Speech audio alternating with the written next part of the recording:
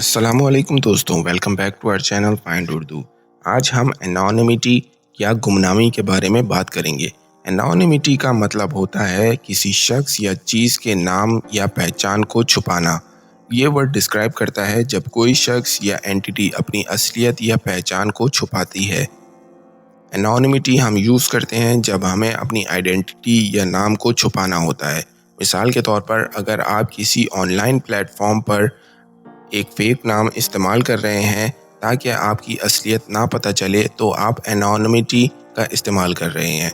दूसरी मिसाल, अगर कोई सर्वे या फीडबैक दिया जाए बिना अपनी असलियत बताए, तो वो भी एनोनिमिटी का एग्जाम्पल होता है।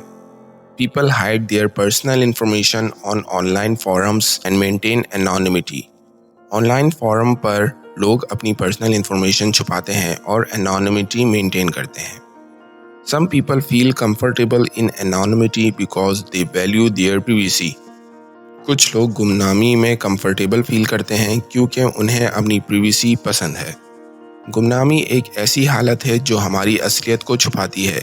इसके ज़रिए हम अपनी पर्सनल इंफॉर्मेशन को प्रोटेक्ट कर सकते हैं।